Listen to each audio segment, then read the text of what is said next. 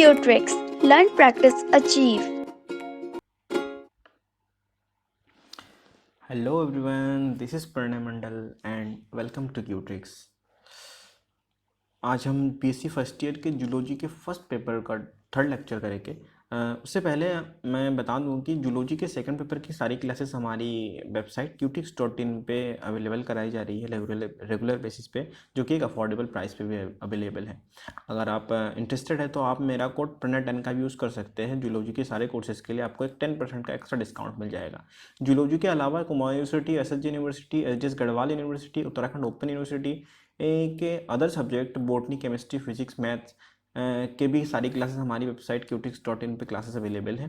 आप हमारी वेबसाइट पे भी चेकआउट कर सकते हैं एंड इसका प्ले स्टोर पे आपको ऐप भी मिल जाएगा। ठीक है, तो स्टार्ट करते हैं आज का हमारा थर्ड लेक्चर नॉन कोडेड्स का, जो कि है प्रोटोजोन्स का इंट्रोडक्शन एंड उनका जनरल कैरेक्टरिस्टिक्स। तो इस लेक्चर में हम क्या जानेंगे, प्रोटोजोन्स क्या है और उनके जो बेसिक फीचर्स है, मतलब अगर हम उनको आइडेंटिफाई करना चाहते हैं, उनको जानना चाहते हैं, जनरल कैरेक्टरिस्टिक क्यों पढ़ते हैं, ताकि हम उनको थोड़ा जान पाए। ठीक, मतलब उनको अगर देखेंगे, उनको अगर समझेंगे, समझना चाहते हैं, तो जनरल कैरेक्टरिस्टिक के थ्रू हम उसको डिस्टिंग्विश कर सकते हैं। सिंपल सी बात है। ठीक है, तो सबसे पहले क्या है फाइलम प्रोटोजोआ। प्रोटोजोआ का मतलब क्या होता है, अगर हम बात करें तो प्रोटोजोआ का मतलब क्या होता है। एक सेकेंड, प्रोटोजोआ का माने क्या होता है, प्रोटोजोआ के मतलब क्या हो कि प्रोटोजोआ जब बात कर रहे होते हैं प्रोटोजोआ,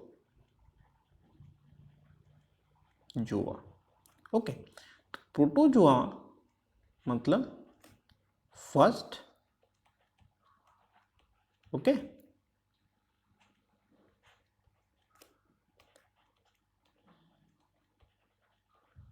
एनिमल। ठीक हो गया, प्रोटोजोआ मतलब फर्स्ट एनिमल, या फिर हम ये भी बोल सकते हैं फर्स्ट। अभी थोड़ा सा इसको हम इलेबोरेट करें तो क्या हुआ, फर्स्ट एनिमल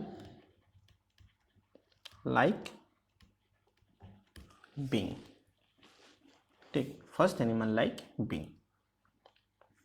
अब एनिमल लाइक बीइंग का मतलब क्या है कि इनकी जो सिमिलैरिटीज़ है, कैरेक्टरिस्टिक सिमिलैरिटी, या फिर हम बात कर रहे हैं कि इनका जो बिहेवियर एक्सपेक्ट है वो एनिमल से ज़्यादा मिलता है, ना कि प्लांट से। ठीक है, तो इसलिए हम इनको एनिमल किंगडम में पढ़ते हैं, ना कि प्लांट किंगडम में पढ़ते हैं। ठीक, हमने क्लासिफिकेशन पढ़ी है, तो आप अगर क्लासिफिकेशन नहीं पढ़ी है आपने तो इससे पहला वाला लेक्चर देख लीजिए, तो उसमें आपको थोड़ा समझ में आ जाएगा कि प्रोटोजोन्स को हम कहाँ रखते हैं, कैसे रखते हैं। ठीक है, सारे फाइलम को कैसे अरेंज किया जाता है, किस बेसिस पे अरेंज किया जाता है। तो प्रोटोजोन्स को एनिमल किंगडम के अंडर इसलिए पढ़ा जाता है क्योंकि इनकी जो फीचर सिमिलैरिटीज़ है वो एनिमल किंगडम से ज़्यादा मिलती है, ना कि प्लांट किंगडम से। ठीक, हालांकि इनमें प्लांट के भी कुछ फीचर्स है एज लाइक फोटोसिंथेसिस, बट इनमें एनिमल्स के ज़्यादा फीचर आते हैं। ठीक, तो एनिमल्स का सबसे पहला फीचर क्या है, अगर मैं बात करूँ फीचर्स की, तो एनिमल का सबसे फीचर जो प्रोटोजोन्स में आता है, सबसे पहला वाला फीचर क्या है, ये क्या होते हैं, यूकैरियोटिक सेल के बने होते हैं। यूकैरियोटिक सेल टाइप के होते हैं, ये यूनिसेलुलर होते हैं, तो सेल के बने होने की तो कोई बात नहीं है कि इनका ये सिंगल सेलुलर होता है, यूनिसेलुलर होता है, यूनिसेलुलर होता है और यूकैरियोटिक होता है। बट इनमें फीचर क्या होते हैं, इनमें सेल वॉल क्या होता है, absent, as like animal. Animal में भी नहीं होता है सेल वॉल। सेकेंड क्या है, इनमें हेटेरोट्रॉफिक मोड ऑफ न्यूट्रिशन भी क्या होता है, मिलता है। तो ये यूकैरियोटिक्स होते हैं जिनका सेल वॉल एब्सेंट होता है, ये इनमें हेटेरोट्रॉफिक मोड ऑफ न्यूट्रिशन भी होता है। थर्ड अगर हम बात करें, थर्ड क्या है कि ये मूवमेंट शो करते हैं, हुआ ना एक बेसिक फीचर। ठीक है, तो मूवमेंट, या फिर हम इसको क्या बोलते हैं, लोको मोशन। ठीक है, तो ये यूकैरियोटिक होते हैं, यूकैरियोटिक सेल्स होते हैं जिनमें सेल वॉल एब्सेंट होती है, ये इनमें हेटेरोट्रॉपिक मोड ऑफ न्यूट्रिशन होता है और इनमें मूवमेंट होता है। और ये तीनों के तीनों फीचर किससे सिमिलरिटी का सिमिलर होते हैं, किसके सिमिलर है, एनिमल सेल्स के सिमिलर है। ठीक हो गया, तो इसीलिए हम इसका स्टडी क्या करते हैं, एनिमल किंगडम के अंडर करते हैं, ना कि प्लांट किंगडम के अंडर करते हैं। ठीक, अब थोड़ा इसके बारे में जान लेते हैं। ठीक, तो क्या हुआ, प्रोटोजोन्स आर यूनिसेल्युलर यूकैरियोट्स। हमने अभी बात करी, यूकैरियोट्स होते हैं, यूनिसेलुलर होते हैं। ठीक है, यूकैरियोट्स एंड प्रोकैरियोट्स में डिफरेंस तो पता होगा ना आपको, कि जो मोनेरा होते हैं वो क्या होते हैं, सारे के सारे प्रोकैरियोट ग्रुप के होते हैं। उसके बाद क्या आते हैं, हमारे प्रोटिस्ट आते हैं। प्रोटिस्ट में क्या है, ये सारे के सारे प्रोटोजोन्स आते हैं। प्रोटोजोन्स क्या होते हैं, यूनिसेलुलर यूकैरियोट्स होते हैं। ठीक, इनमें यूनिसेलुलर मतलब क्या है, इनमें फेगोसाइटोसिस, एंडोस्केलेटन, एंडोमेम्ब्रेन, न्यूक्लियस किस काम आता है, जेनेटिक मटेरियल स्टोर करने का काम आता है। तो ये सब चीज़ें यूकैरियोट्स में इवॉल्व हुई है। अपार्टमेंट सिस्टम इवॉल्व हुई है, मतलब ऑर्गन सिस्टम इवॉल्व हुआ है। ऑर्गन सिस्टम मतलब आप सिंगल सेल में ऑर्गन मतलब क्या है कि इनमें कुछ कुछ पार्ट अपार्टमेंट बन गए, अलग अलग काम करने के लिए अलग अलग स्पेसिफिक अपार्टमेंट बन चुके हैं, कंपार्टमेंट बन चुके हैं इसके अंदर। ठीक है, तो उसके बाद क्या है, protozoans are unicellular eukaryotes with both animal like behaviour. मतलब अब क्या है, इनमें animal like behaviour such as movement भी होता है, and plant like behaviour such as photosynthesis भी होता है। अब मैंने पहले ही आपको कहा है कि इनमें एनिमल लाइक बिहेवियर ज़्यादा होता है। मैंने ये नहीं कहा कि सारे के सारे एनिमल, सारे के सारे जो इसके एस्पेक्ट्स हैं वो सारे के सारे एनिमल से रिजेंबल करते हैं। इनमें इनमें जो इसके जो बिहेवियरल एस्पेक्ट है वो एनिमल से ज़्यादा रिजेंबल करते हैं और प्लांट से कम। लेकिन प्लांट के भी कुछ फीचर इसमें है, जैसे कि एक मैंने क्या कहा, फोटोसिंथेसिस। अब ये सबसे कॉमन एग्जांपल बता देता हूँ मैं, जिसमें फोटोसिंथेसिस होता है वो क्या हुआ, युग लेना। ठीक है, तो यहाँ तक समझ में आ गया कि protozoans are unicellular eukaryotes with both animal like behaviour such as movement and plant like behaviour such as photosynthesis. Second क्या है कि मोस्ट पैरासाइटिक प्रोटोजोन्स। अब प्रोटोजोन्स के बारे में वो ट्राइपैनोसोमा, प्लाज्मोडियम बाइवैक्स, इन सब के बारे में आपने सुना होगा। एंटीबैक्टीरियल जो हमारे पेट में डिसेंट्री का काम कर देते हैं। ठीक, तो ये सारे के सारे क्या है, पैरासाइटिक प्रोटोजोन्स है, डिजीज कॉजिंग प्रोटोजोन्स है। तो इनमें क्या होता है, ये ह्यूमन में इनका जो साइज होता है वो 50 माइक्रोमीटर होता है। अब हम इनके रेंज की बात कर रहे हैं। ठीक, प्रोटोजोन्स के शेप एंड साइज की बात कर रहे हैं। ठीक, तो देखो क्या क्या कह रहा है कि most parasitic protozoans in humans are less than 50 micrometer. तो ह्यूमन में जो प्रोटोजोन्स होते हैं वो लेस देन 50 माइक्रोमीटर होते हैं। स्मॉलेस्ट मेनली इंट्रासेलुलर फॉर्म्स, जो सेल के अंदर ही काम करते हैं, वो उनकी साइज क्या है, ऑब्वियस सी बात है वो छोटे होंगे। जब इंट्रासेलुलर मतलब सेल के अंदर काम करेंगे, ठीक है, तो वो क्या है 1 to 10 माइक्रोमीटर लॉन्ग होते हैं। बट बैलेंटिडियम कोली में मेजर 150 माइक्रोमीटर। तो इसका मतलब हम क्या बोल रहे हैं कि प्रोटोजोन्स का जो साइज है वो 1 माइक्रोमीटर से लेके 150 माइक्रोमीटर तक वेरी करता है। अब देख लो कितना कितना वास्ट साइज है इसका। ठीक है, तो प्रोटोजोन्स का साइज क्या हुआ, 1 माइक्रोमीटर से लेके 150 माइक्रोमीटर तक का इनका रेंज है। ठीक, और एक अदर वर्ड्स में हम ऐसा बोल सकते हैं कि Balantidium coli is the largest protozoa. यही तो दिख रहा है हमको ना यहाँ पे। तो Balantidium coli is the largest protozoa in animal kingdom as well as Protista. तो चलो इन एनिमल किंगडम। अब नेक्स्ट क्या है कि the single cell body performs all vital activities of living. अब यहाँ पे ये समझने वाली बात है, प्रोटोजोन्स क्या होते हैं, यूनिसेलुलर होते हैं। और ये सिंगल यूनिसेलुलर मतलब क्या हुआ, सिंगल सेल बॉडी का मतलब ही तो ये हुआ ना यूनिसेलुलर। इसका मतलब क्या हुआ, unicellular and performs all vital activities of living. एक कॉमन सी बात है, लिविंग की वाइटल एक्टिविटीज क्या क्या होती है। हम प्रोटोजोन्स को एक सिंगल सेल ऑर्गेनिज्म है उसको हम एक एनिमल का दर्जा क्यों दे रहे हैं, एक एनिमल के हिसाब से क्यों स्टडी कर रहे हैं, क्योंकि वो सारे के सारे जो वाइटल एक्टिविटीज़ होती है लिविंग की वो परफॉर्म करती है वो अकेली सिंगल सेल। तो लिविंग की सबसे वाइटल एक्टिविटीज़ क्या क्या होती हैं। फर्स्ट क्या हुआ, रेस्पायरेशन। सेकेंड क्या हुआ,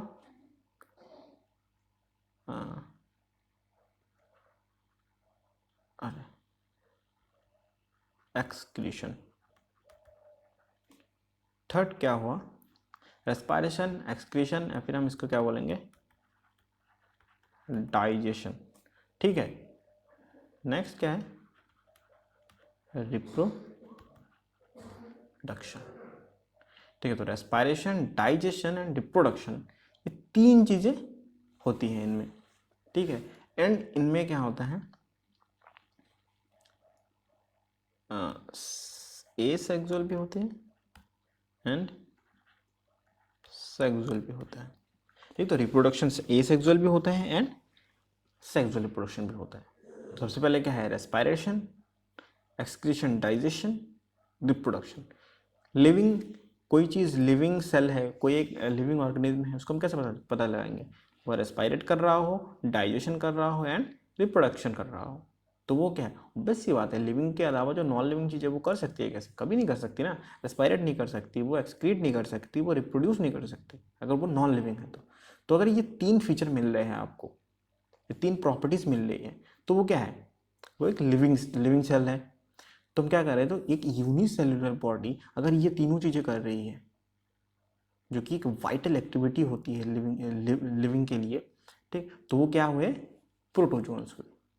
ठीक, तो अगर कोई एक unicellular eukaryotic body is performing respiration, excretion और digestion and reproduction, then they are protozoans for sure. Okay, अब यहाँ तक समझ में आ गया। नेक्स्ट क्या है, जनरली यूनिन्यूक्लिएट। अब ये बड़ा अच्छी बात है कि यूनिन्यूक्लिएट।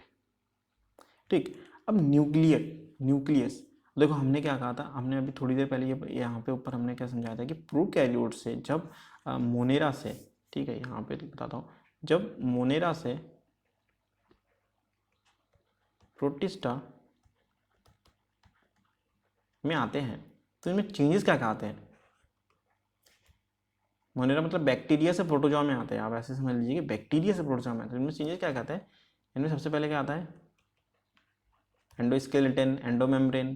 ठीक है, बट इनमें एक और आता है फेगोसाइटोसिस, बट सबसे मेजर जो वो क्या होता है, न्यूक्ली, बस क्या लिख दिया मैंने, एक सेकेंड, हाँ,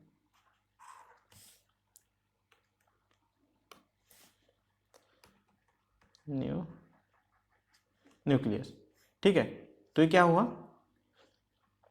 क्या होता है इनमें, न्यूक्लियस होता है फॉर जेनेटिक मटेरियल स्टोरेज। तो प्रोटोजोन्स में न्यूक्लियस होता है।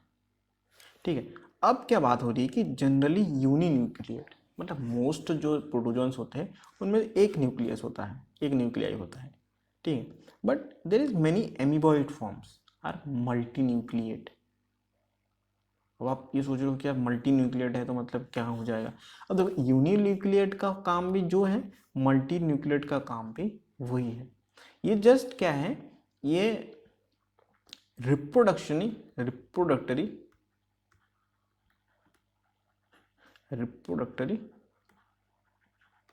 प्रोडक्ट्स है।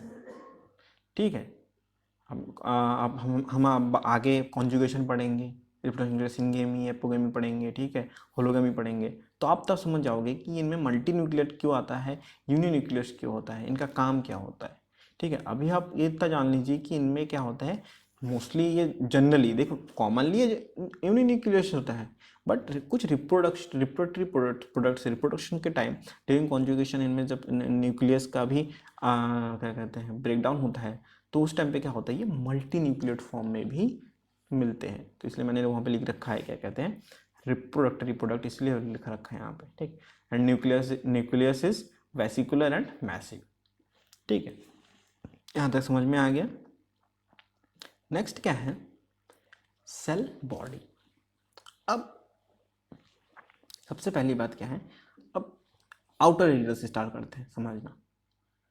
तो इसका जो सबसे आउटर बॉडी होता है, अब मैंने क्या कहा, सबसे पहले हमारी बात यहाँ पे हो गई कि इनमें सेल वॉल एब्सेंट होती है। सेल वॉल किसकी बनी होती है, ओके। अब इनमें ये तो नहीं होता है, सेलुलोज तो नहीं होता है, मतलब सेल वॉल हार्डनिंग तो नहीं होती है। तो क्या होता है, इनमें पेलिकल की लेयर होती है। ठीक है, इनमें क्या होता है, एक पेलिकल की लेयर होती है। पेलिकल किसके होते हैं, पेलिकल किसके बने होते हैं, प्रोटीन के बने होते हैं, प्रोटीन्स के बने होते हैं। ठीक है, नॉन रिजिड होती है मतलब सॉफ्ट होती है, मतलब ये हल्का सा आपको क्या कहते हैं, बॉडी की स्ट्रक्चर को मेंटेन रखती है, बट ये रिजिड नहीं होती है, हार्डन नहीं करती है। ये क्या करते हैं, फ्लेक्सिबल बनाए रखती है मोस्टली, बहुत मतलब एक जेली जेली टाइप का फील मान लो। ठीक, तो ये उस टाइप का स्ट्रक्चर बनाए रखती है ताकि ये बॉडी सेल बॉडी जो वो क्या है, वो तुरंत से ही खत्म ना हो जाए। ठीक है, एक दूसरे ओवरलैप ना हो जाए, इधर का सेल बॉडी उधर का।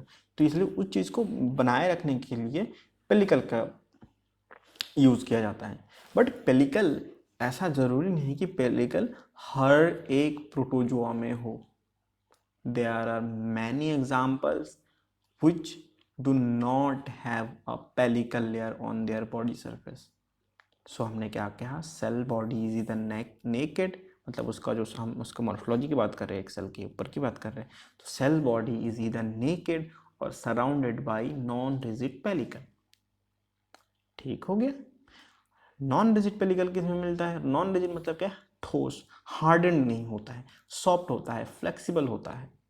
ठीक है, और ये किन में होता है, जैसे पैरामीशियम में। ठीक है, ये हमने ये डायग्राम बना रखा है, ये थोड़ा सा इसको ये इस पिक्चर को देख के आप समझ जाइए कि पेलिकल कहाँ पे अवेलेबल होता है, कहाँ पे प्रेजेंट होता है। तो देखिए ये है साइटोप्लाज्म यहाँ तक। ये साइटोप्लाज्म को हम इसको थोड़ा सा अगर हम थोड़ा अच्छे समझें तो ये क्या है, एक्टोप्लाज्म, मतलब साइटोप्लाज्म का आउटर लेयर। ठीक है, और ये है साइटोप्लाज्म के ऊपर, जस्ट ऊपर क्या है, पेलिकल की लेयर है, प्रोटीन लेयर पड़ी हुई। ठीक है, और ये सीलिया में, पैरामीशियम में सीलिया आते हैं आपके। ठीक है, एल्वोलियाई, एल्वोलाई क्या है, स्ट्रेंथन के लिए चीज़ को। ठीक है, यहाँ पे बैक्स फैट्स वगैरह यहाँ पे स्टोर होता है, ये स्ट्रेंथन के लिए काम आता है। ठीक है, स्पंजी लुक देने के लिए काम आता है। ठीक है, थोड़ा सॉफ्ट, या फिर हम बात कर सकते हैं यहाँ पे कवर करता है इसको। ठीक, काइनेटोस्टोम क्या करता है, इस चीज़ को, सीलियम को, सीलियस को पकड़े रखने का काम करता है, माइक्रोट्यूब्यूल्स का सेंटर होता है ये। ठीक है, तो ये चीज़, ये वाला डायग्राम देख के आप समझ जाइएगा कि पेलिकल, ये जो ऊपर वाला एरिया है आपको जो दिख रहा है यहाँ से, ठीक है, पेलिकल का जो क्या कहते हैं स्ट्रक्चर, या फिर उसका जो पोजिशनिंग कहाँ पे होती है और कैसे वो सेल बॉडी के ऊपर लगी रहती है। ठीक है, तो इसमें थोड़ा समझ में आ रहा है आपको। ठीक, नेक्स्ट हम आगे बढ़ते हैं। अब क्या है कि protozoa are found in almost every possible habitat. अब उसके बाद ये भी आता है क्वेश्चन कि यार मतलब प्रोटोजोआ तो ऐसा है वैसा है, बट ये पाया कहाँ जाता है, मिलता कहाँ पे है। तो ये ऑलमोस्ट हर जगह मिलता है, सॉइल बोल लो, पानी बोल लो। ठीक है, नॉर्मल एनवायरनमेंट बोल लेते हैं। ठीक, तो प्रोटोजोआ हर जगह पे मिलता है। तो और यहाँ पे ये भी लिखा है मैंने कि in classical system of taxonomy, in classical system of taxonomy they were placed under the kingdom animalia. ये वाला लाइन आप हमने पहले डिस्कस कर रखा है इस चीज़ को ना। ठीक है, तो protozoans are found in almost every possible habitat but usually favours moist और एक्वाटिक हैबिटेट। ठीक है, क्योंकि वो उनमें मूवमेंट ज़्यादा अच्छे से शो कर पाती है। ठीक है, इसका रीज़न यही है, क्योंकि वो उनमें मूवमेंट ज़्यादा अच्छे से शो कर पाती है। फेगोसाइटोसिस उनमें बड़े पॉसिबल हो जाता है। फेगोसाइटिस किस लिए यूज़ करते हैं, खाना, फूड के लिए। ठीक है, तो उनको फूड भी वहाँ पे अवेलेबल हो जाती है। ये हेट्रोट्रॉप्स होते हैं, तो ये क्या कहते हैं, कार्निवोरस टाइप के भी काम करते हैं, मतलब बैक्टीरियंस वगैरह को भी खा लेते हैं। डब्ल्यू ऑर्गेनिक मैटर को खा लेते हैं, बैक्टीरियन वगैरह नहीं बोलेंगे, ऑर्गेनिक मैटर का ये क्या करते हैं, कंजम्पशन करते हैं। ठीक है, नेक्स्ट है न्यूट्रिशन। एक काफ़ी इम्पॉर्टेंट टॉपिक है जिसका हम आगे डिस्कस भी करेंगे काफ़ी डिटेल में, बट अभी हम थोड़ा सा ट्रेलर देख लेते हैं कि न्यूट्रिशन होता क्या है।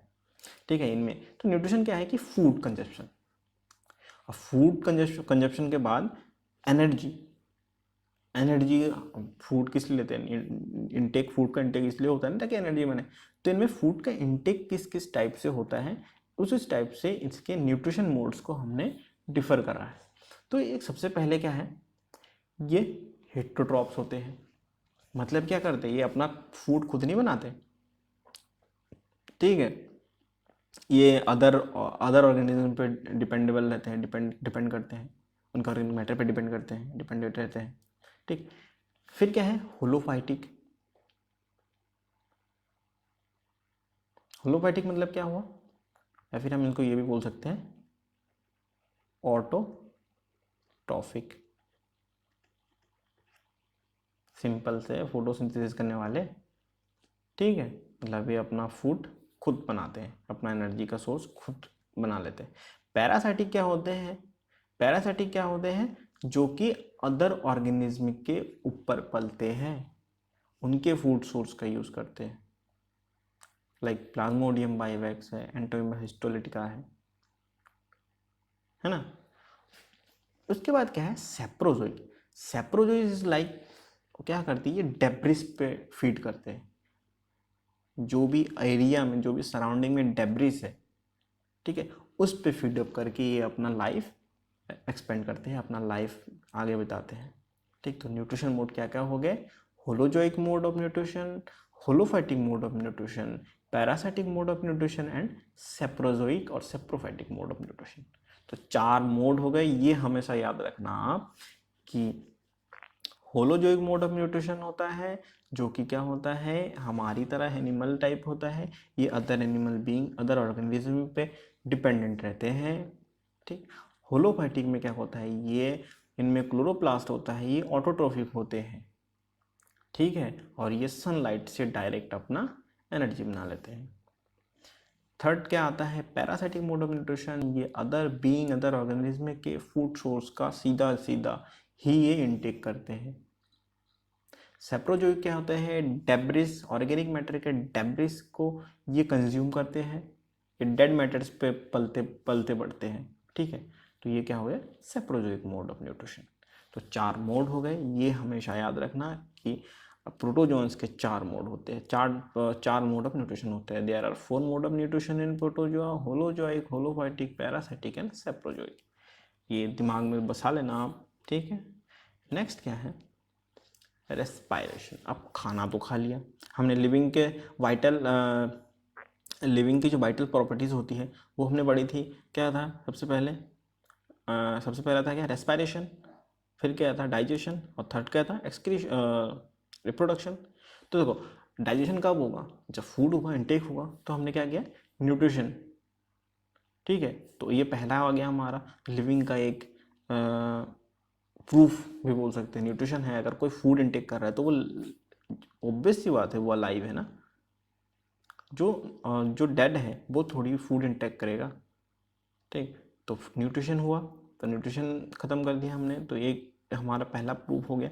नेक्स्ट क्या है कि ये रेस्पायरेट, इसमें रेस्पायरेशन होता है, ठीक। मतलब रेस्पायरेशन का क्या मतलब हुआ, नॉर्मली रेस्पिरेशन का मतलब क्या होता है, एक सिंपल सा रेस्पिरेशन क्या होता है, O2 का इनटेक एंड CO2 का अपटेक। बट इसमें वैसा नहीं होता है, इसमें एरोबिक, जिसमें O2 का इनटेक होता है, एरोबिक के साथ साथ ऑक्सीजन के प्रेजेंस में, रेस्पिरेशन के साथ साथ ऑक्सीजन के एब्सेंस में भी क्या कहते हैं, रेस्पिरेशन होता है, ठीक है। अब क्या कह रहे हैं कि अब रेस्पिरेशन क्या होता है, मेटाबॉलिज्म, ठीक है। तो जब मेटाबॉलिज्म ऑक्सीजन के प्रेजेंस में होता है तो वो क्या हुआ, एरोबिक रेस्पिरेशन। जब मेटाबॉलिज्म ऑक्सीजन के एब्सेंस में होता है तो क्या हुआ वो, एनएरोबिक। तो हमने क्या यहाँ पे क्या है, aerobic protozoans are so small that they are able to obtain the oxygen they require for metabolism from the surrounding liquid medium by simple diffusion, ठीक है। मतलब इनमें जो एरोबिक रेस्पिरेशन होता है वो सिंपल डिफ्यूजन के प्रोसेस से शुरू होता है। ऑब्वियस सी बात है, सिंगल सेल इनमें थोड़ी ना गिल ना ही ट्रैकिया होगा, डिफ्यूजन होगा, ठीक। एंड इसके साथ जो एनएरोबिक मोड ऑफ न्यूट्रिशन है, in which metabolism must take place in absence of oxygen, मतलब क्या होता है, एनएरोब मेटाबॉलिज्म में ऑक्सीजन के एब्सेंस में सारे काम होते हैं, ठीक, are rarely found among eukaryotic organism, those eukaryotes that are anaerobes often are either parasites, ठीक, और obligate symbionts of multicellular organism that have evolved from aerobic ancestor. तो हम बात कर रहे हैं, ये जनरली तो एरोबिक होंगे, प्रोटोजोन जनरली तो एरोबिक होंगे, but there are few circumstances कि वो या तो सिम्बायोट है, सिम्बायोटिक रिलेशनशिप में है किसी के साथ, या फिर वो पैरासाइटिक है। तो ये दो कंडीशंस ही है जिसमें कि protozoans anaerobic mode of respiration दिखाता है, क्योंकि यूकैरियोट्स में anaerobic mode of respiration are very rare, ठीक है। नेक्स्ट क्या है, अब इनका मूवमेंट, अब इनमें मूवमेंट भी होती है, ठीक है, इनमें लोकोमोशन होता है। तो लोकोमोशन कितने टाइप का हुआ इनमें, pseudopodial movement, flagellar movement and ciliary movement, 3 type के मूवमेंट होते हैं, ठीक। तो हमने यहाँ पे पहले ही पढ़ा कि लोकोमोटर और locomotory organs are pseudopodia in Sarcodina, flagellar in Mastigophora, cilia in Ciliata and absent in Sporozoa. तो ये जो 4 हमने ये लिख रखे हैं, क्या कहते हैं, Sarcodina, मैस्टिकोफोरा,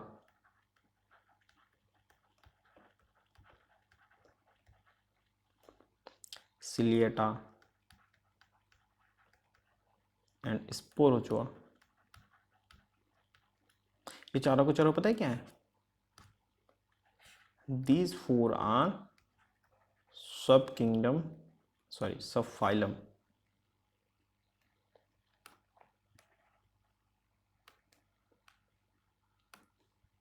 subphylum of phylum Protozoa। तो सार्कोडिना, मैस्टिकोफोरा, सिलिएटा एंड स्पोरोजोआ, ये सब क्या है, सब फाइलम है, और इन सबको डिवाइड ही इनके क्या कहते हैं, लोकोमोटरी ऑर्गन्स के अकॉर्डिंग किया गया है। तो इसके बारे में हम इनके क्लासिफिकेशन के टाइम पे पढ़ेंगे, अभी हम ज़्यादा इसके बारे में डीप नहीं जाते हैं, ठीक है।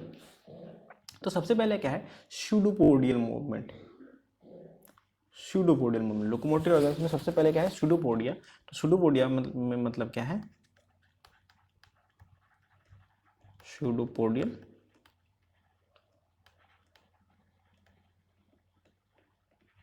ये इनको भी हम डिटेल में पढ़ेंगे, अभी हम जस्ट खाली जनरल कैरेक्टरिस्टिक्स को देख रहे हैं, तो थोड़ा सा अभी हल्का सा देख लेते हैं इसके बारे में। स्यूडोपोडियल मूवमेंट, तो स्यूडोपोडियल मूवमेंट में क्या होता है, ये किन में होता है, एमीबा में, ये देखो ऊपर बना हुआ है, एमीबा बना हुआ है।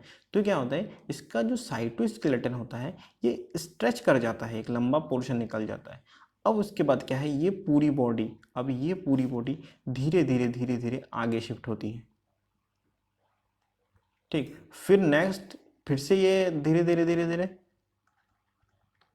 आगे स्ट्रेच करता है, फिर से पूरी बॉडी आगे शिफ्ट होती है, और ऐसे करके ये मूवमेंट करता है इस डायरेक्शन में, मान लो, ठीक है। अगर ये इधर को स्ट्रेच कर रही है और स्ट्रेच आउट हो रही है साइटोस्केलेटन के साथ साथ, तो ये क्या हुआ, स्यूडोपोडियल मूवमेंट, मतलब सेल के ही मेम्ब्रेन्स खुद मतलब उसकी सेल बॉडी ही आगे बढ़ती है, इसमें कोई स्पेसिफिक कोई ऑर्गन नहीं है, एक्स्ट्रा स्पेसिफिक कोई apparatus नहीं लगे हुए हैं मूवमेंट के लिए। तो वो क्या हुआ, स्यूडोपोडियल मूवमेंट हुआ, जो कि उसमें किस में हुआ, किन में होता है, ये होता है एमीबा में, ठीक हो गया, एमीबा में होता है। अब क्या है, हमारा पहला क्या हो गया, स्यूडोपोडियल मूवमेंट हो गया, समझ गए आप थोड़ा सा, ठीक। इसके बारे में अभी अब टेंशन ना लिए, इसके बारे में हम डिटेल में पढ़ेंगे, लोकोमोशन में हम इसके बारे में पूरा डिटेल पढ़ेंगे, ठीक। अभी खाली एक जनरल इंट्रोडक्शन, थोड़ा जनरल आइडिया आ जाएगा कि लोकोमोशन कितने टाइप के होते हैं इसमें, ठीक है। तो स्यूडोपोडियल मूवमेंट होता है। सेकेंड है हमारा फ्लैजेलर मूवमेंट,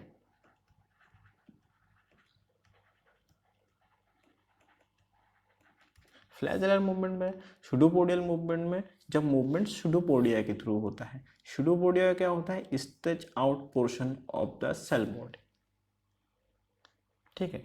फ्लैजेलर मूवमेंट में क्या है, एक फ्लैजेला करके खुद ही एक body part, flagella, common example Euglena.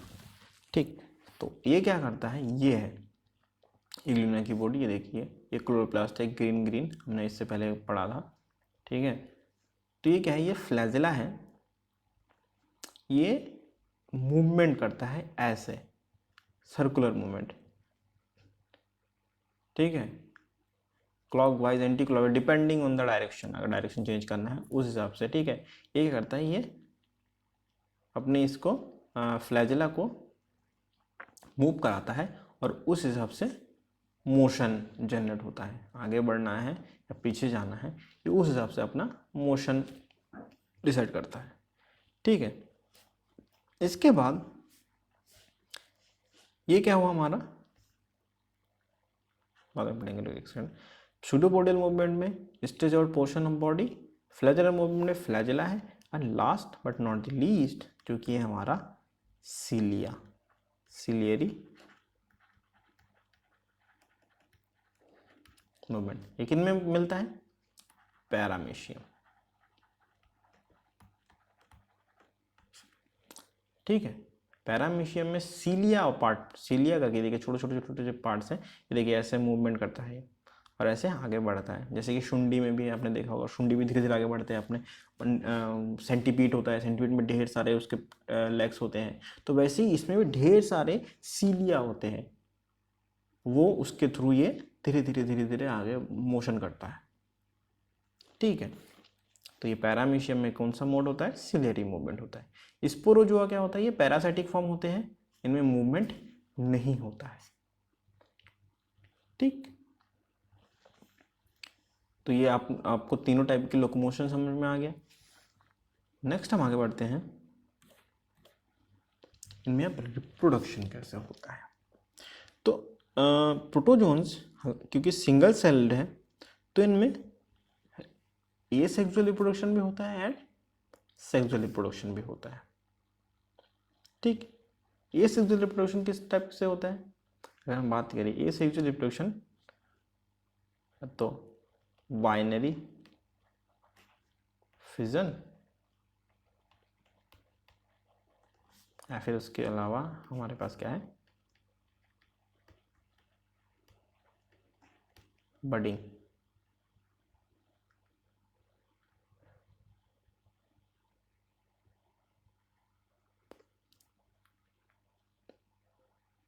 Simple सी बात है, तो बाइनरी फिजन होगा, सिंगल सेल डबल में होगा, या फिर बडिंग। ठीक, बाइनरी के अलावा मल्टीपल फिजन्स भी होते हैं, मल्टीपल फिजन भी होता है एंड स्पोर फॉर्मेशन भी होता है इनमें,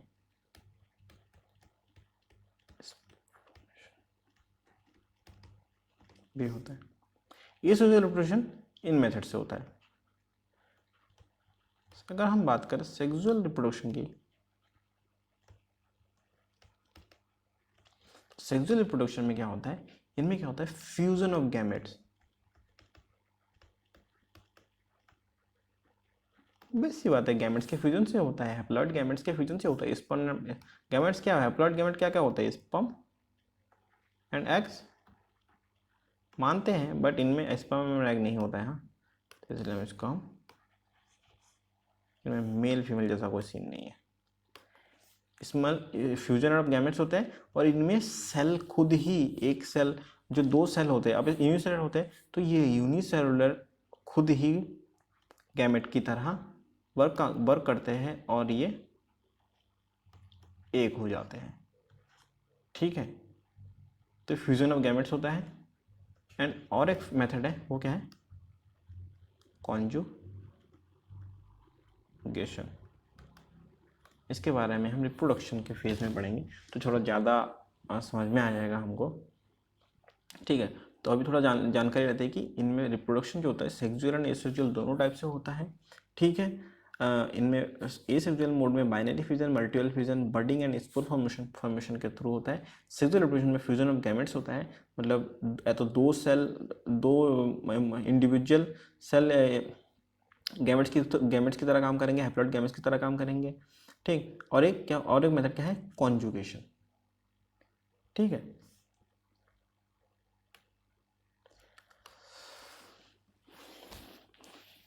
प्रोटोजोन्स एक्सक्रीट अमोनिया, ये क्या होते हैं, एमिनोटेलिक, मतलब इनका जो एक्सक्रीटरी प्रोडक्ट होता है, अब हर एनिमल का एक एक्सक्रीटरी प्रोडक्ट होता है, ठीक है। हम क्या है, यूरियोटेलिक, उसके बाद जो वर्ड्स है वो क्या है, यूरिकोटेलिक, जो यूरिक एसिड एक्सक्रीट करते हैं, जो यूरिया, जैसे कि हम यूरियोटेलिक हुए। फिर और एक क्या होता है, एमिनोटेलिक। तो प्रोटोजोन्स क्या होते हैं, एमिनोटेलिक। ये बहुत ही इंपॉर्टेंट लाइन है। Protozoans are ammonotelic, humans are ureotelic, birds are uricotelic. मतलब इनका जो प्रोडक्ट ऑफ एक्सक्रीशन है, लास्ट डाइजेशन के बाद जो सबसे लास्ट प्रोडक्ट आता है वो क्या है, हमारा एमोनिया बनता है। इनमें एक्सक्रीशन के लिए जो वेस्ट प्रोडक्ट है वो क्या बनता है, एमोनिया बनता है, ठीक है। नेक्स्ट क्या है, एक स्पेशल कैरेक्टरिस्टिक है, वो क्या है, most protozoan have cyst stage. हमने इससे पहले पढ़ा था कि ये ना डिजीज़ कॉज करते हैं। बहुत सारे प्रोटोजोन्स हैं जो डिजीज़ कॉज करते हैं, ठीक। तो इसलिए इनमें क्या होता है,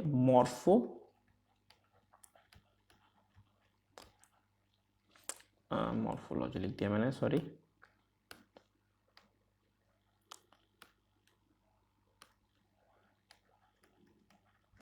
मेटामॉर्फोसिस होती है। मतलब एक सिंगल इंडिविजुअल के डिफरेंट फॉर्म्स होते हैं, तो वो क्या हुए, मेटामॉर्फोसिस हुई कहलाती है।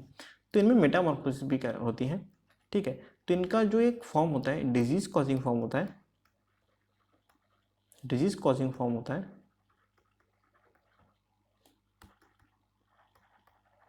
वो होता है इनएक्टिव फॉर्म,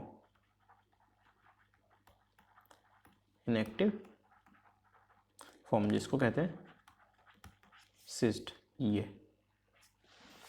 तो जो इनएक्टिव फॉर्म होता है, अगर वो आपकी बॉडी में, अगर वो किसी और टारगेट के बॉडी में, तो उसके बॉडी में डिजीज क्रिएट हो जाएगी, ठीक है। ये समझ में आया क्या? बट इसका जो एक्टिव फॉर्म है टोकोफोर, ठीक है, इसका एक्टिव फॉर्म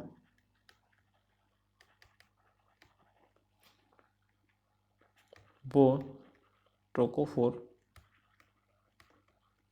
ये डिजीज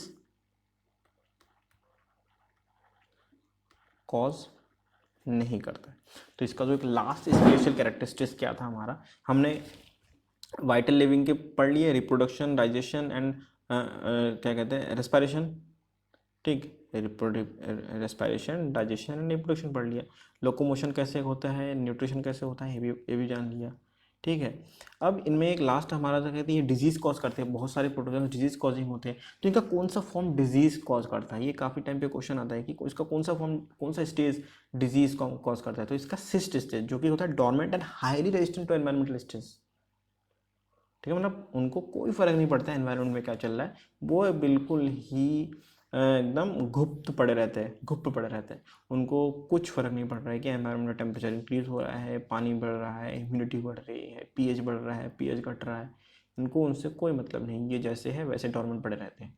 तो इनका वो फॉर्म सिस्ट स्टेज कहलाता है, जो कि डिजीज कॉजिंग होता है,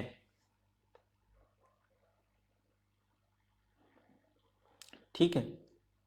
जो कि इन्फेक्शन, जिसके थ्रू इन्फेक्शन होता है, इस फॉर्म के थ्रू ही इन्फेक्शन होता है, उसके बॉडी में जाके फिर एक्टिव हो जाते हैं, वो अलग बात है, वो बात की बात है। बट जब इन्फेक्शन होता है तो इन्फेक्शन सिस्ट फॉर्म के थ्रू होता है, ठीक है।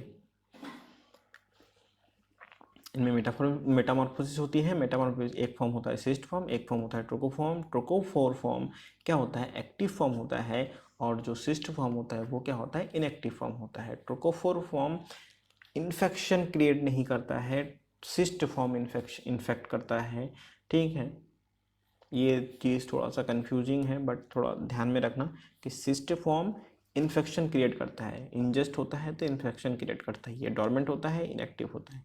But trochophore form active form होता है, ये डिजीज़ क्रिएट नहीं करता है, ये डिजीज़ कॉज नहीं करता है, ये इन्फेक्शन कॉज नहीं करता है, बट ये एक्टिव होता है। मतलब एक्टिव मतलब क्या हुआ, अब ये इनके सारे के सारे वाइटल एक्टिविटीज़ है जो reproduction, respiration, nutrition, digestion, locomotion, ये सारी की सारी चीज़ें ये शो करता है। ठीक, एक और इनमें फीचर होता है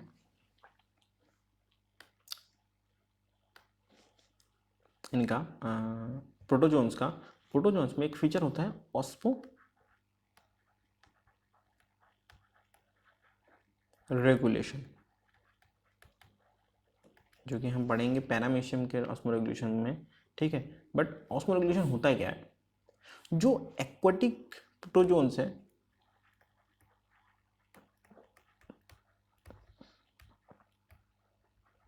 वो ना पानी का ना, इनमें ऑस्मोसिस होती है तो ये वाटर का बहुत ज़्यादा अपटेक कर लेते हैं, इनटेक हो जाता है इनमें, अपटेक नहीं होगा सॉरी, इनमें इनटेक हो जाता है।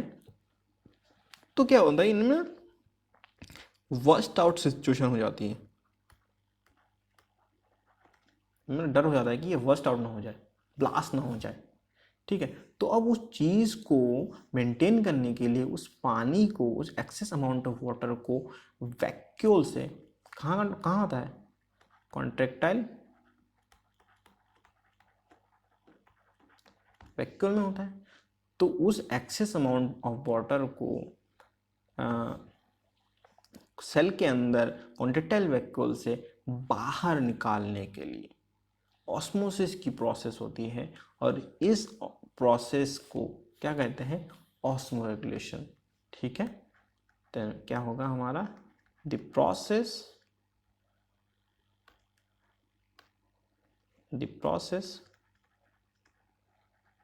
by which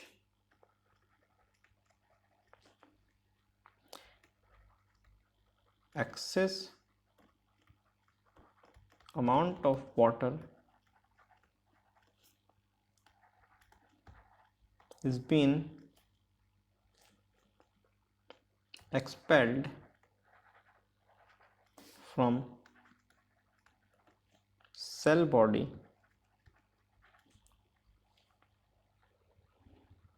by osmosis is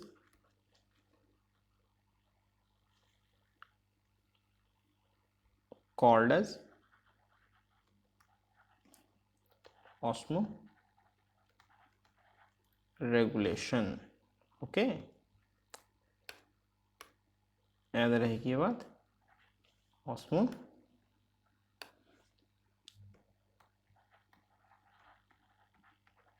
regulation. ठीक है, तो ये कि फाइनल हमारा जो इंट्रोडक्शन कैरेक्टरिस्टिक था वो क्या है, ऑस्मो रेगुलेशन। इनमें जब एक्वाटिक प्रोटोजोन्स है, जो एक्वाटिक, अब देखो ये सारे के सारे मोस्टली कहाँ रहते हैं, पानी में रहते हैं, हमने पहले ही बात करी।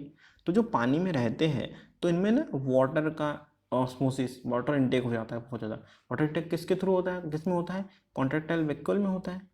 तो उस कॉन्ट्रेक्टाइल वैक्यूल में ज़्यादा पानी आने से बर्स्ट आउट सिचुएशन हो जाती है। तो उससे बचने के लिए क्या करते हैं ये सेल, ऑस्मोटिक प्रेशर में चेंजेस के थ्रू क्या करता है, ऑस्मोसिस के थ्रू एक्सेस अमाउंट ऑफ पानी को एक्सपेल कर देते हैं, बाहर निकाल लेते हैं। तो इस प्रोसेस को क्या कहते हैं, वाटर रेगुलेशन। तो this process of water regulation bye with the help of osmosis is called osmo regulation. हम इसको एक सिंपल टर्म में ऐसे ही बोल सकते हैं। ओके, तो यहाँ तक समझ में आ गया। तो ये यहाँ तक हमारा ये खत्म होता है, हमारा क्या कहते हैं प्रोटोजोन्स के जनरल कैरेक्टरिस्टिक्स एंड इंट्रोडक्शन। अब नेक्स्ट चैप्टर में हम इसके न्यूट्रिशन के बारे में थोड़ा डिटेल में पढ़ेंगे। ठीक, एंड उसके न्यूट्रिशन के बारे में पढ़ेंगे, एंड क्या कहते हैं लोकोमोशन के बारे में पढ़ेंगे। ठीक, तो अगर आपको ये वीडियो अच्छी लगी तो लाइक करिए, अपने फ्रेंड सर्कल में शेयर कर दीजिएगा ताकि उनका भी थोड़ा हेल्प हो जाए। ठीक, एंड जूलॉजी के सेकंड पेपर के लिए आप हमारी वेबसाइट qtix.in पे चले जाइए, आपको वहाँ पे सारी जूलॉजी के सारे क्लासेस रेगुलर बेसिस पे अपलोड होती मिलेंगी। ठीक है, आप मेरा कोड प्रणय10 का भी यूज़ कर सकते हैं कोर्स पे 10% का एक्स्ट्रा डिस्काउंट के लिए जूलॉजी के। ठीक, एंड जूलॉजी के अलावा जो अदर सारे सब्जेक्ट्स हैं, बॉटनी, केमिस्ट्री, फिजिक्स, मैथ, इसके भी वहाँ पे क्लासेस अपलोड होती है qtix.in पे। आप जाइए, चेकआउट कीजिए, अपने फ्रेंड सर्कल में इसको शेयर कीजिए। एंड इसका आपको बता दो, इसका एक ऐप हमारे गूगल प्ले स्टोर पे भी अवेलेबल है, आप जाइए चेकआउट कीजिए। तब तक के लिए थैंक यू, पढ़ते रहिए एंड ध्यान रखिए।